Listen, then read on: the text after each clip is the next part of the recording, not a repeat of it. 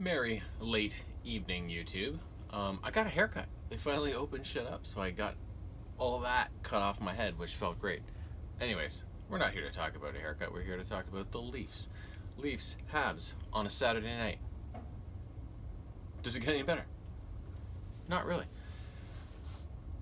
Tonight's game was kind of weird. It was great, but it was weird. So Leafs came out in Montreal. I thought were the better team over the first maybe half of the period.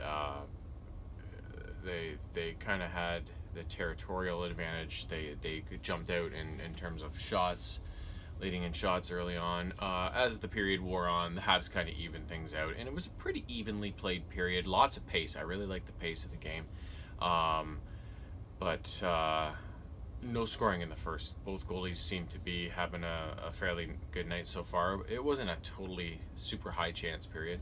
It was kind of maybe average, but either way, there was no scoring. Although there were a good number of opportunities, nothing happened. Not so much in the second period. The second period was one of the most active periods of the season. It started off early, just over a minute in. Matthews got on the board again.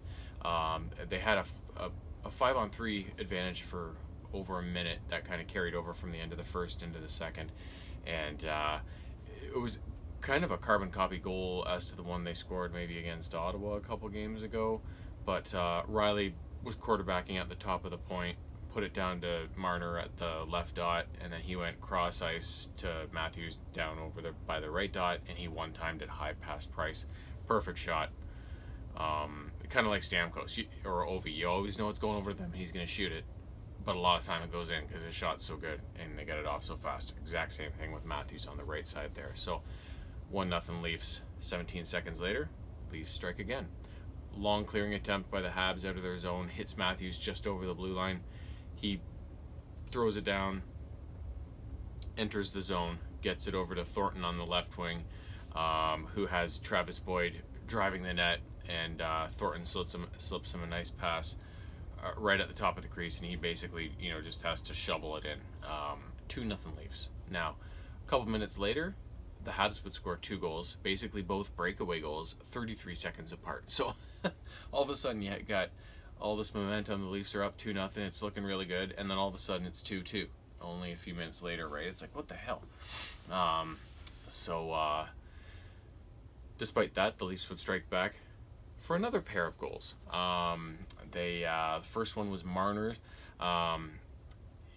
It started deep in the Leafs' end after the Habs had thrown it down the ice. Bogosian sent a long pass up ice to the left side, just outside the Montreal blue line, and Matthews then kind of poked it ahead in over the blue line just as Marner was entering the zone, and Marner went to the net, made a little deke, and then he made a really good play to shoot it as the Montreal defenseman was kind of going down and stretching across to try and block whatever he was going to do. He kind of shot it underneath the defenseman, and which I think kind of obstructed Price's view of it, and it ended up beating him low glove side, and for a 3-2 Leaf lead. Now I'm trying to figure out who scored the next goal. Oh, of course, it was Matthews.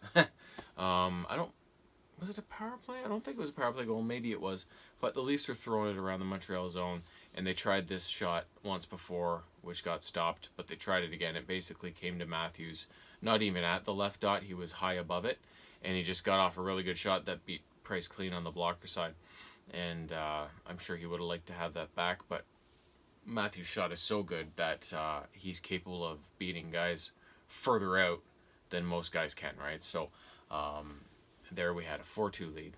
And the only other thing of significance in the second period, which pissed me off mondo at first, was that the Habs scored a goal where it was kind of a goalmouth scramble, and the puck was under Freddie's pad, and the Montreal player shoveled his whole pad into the net, and thus the puck went into the net. And we all know Joe Thornton got a goal like that called back against Ottawa a couple nights ago when he got those 2 goals called back in a game. One for pushing the pad in over the goal line, and the other one for the high stick. So naturally I'm going, oh, they called it a goal on the ice as it happened. But then they went over to the timekeeper's bench, the refs, and put the headsets on and all that stuff they normally do, and they were going over the play. So they came out, and I'm like, oh, great, it's going to be no goal. Here we go. We got a good goal. I'm like, I was about ready to throw something through the window and going like, if Thornton's goal wasn't a goal, then this goal isn't a goal. It's pretty much a hard and fast rule, I'm assuming, that you can't push the goalie into the net in order to score if it's underneath him or on him or whatever, right? I don't know the ruling, but I'm assuming just because of the Ottawa goal that Thornton had disallowed, that this one also should be disallowed. So when they looked at it and then called it a goal, I was like, what the hell? This is what pisses me off. I don't care. Well, I do care. I'd rather the refs not call any penalties at all. But if they're going to call a ton of penalties in a game, make it consistent for each team. You know, if they're not going to call a ton of penalties in a game, make it consistent for each team. If there's a rule that you can't push the goalie into the net in order to score, it's pretty hard and fast, and it should be called consistently all the time. But the fact that this wasn't just made me so full of rage. So then the kicker is, though, that Sheldon Keefe, after this happened, he challenged the call, and then they overturned it. Who were they talking to the first time to call it a goal? Like, was it just the ref's decision? But why'd they have the headsets on? Like, the whole thing was just like, what the hell, you know? But in the end, the goal was disallowed. We went to the break 4-2, and my heart was saved from, you know, an extra few beats it shouldn't have had tonight. So, third period, teams would exchange goals. Nothing nearly as exciting as the second period. Leafs were on the board first, well past the halfway point. Kerfoot and who was it?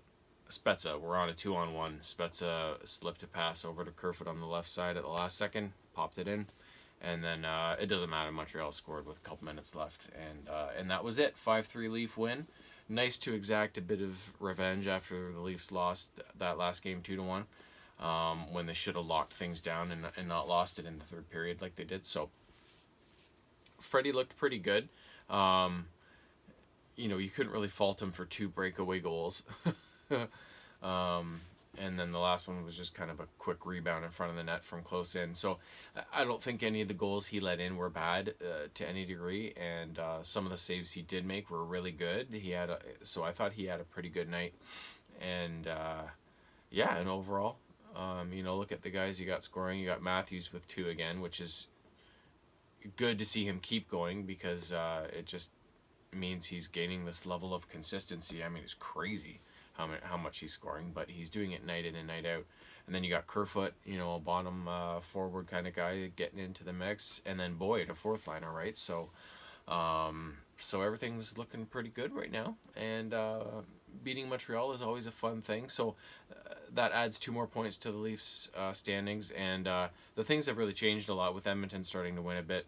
You know, it was Toronto-Montreal for the longest time, and now it's Toronto-Edmonton, and with the Leafs beating Montreal, that's going to help keep them down in 4th wherever they are now, with the Leafs gaining even that more of a buffer on the top of the standings. So, you know, every win is big during a season. I don't care what you say. So, yeah, what else can you say? Great game, great night, 2 more points. Can't wait for the next one. Toodles.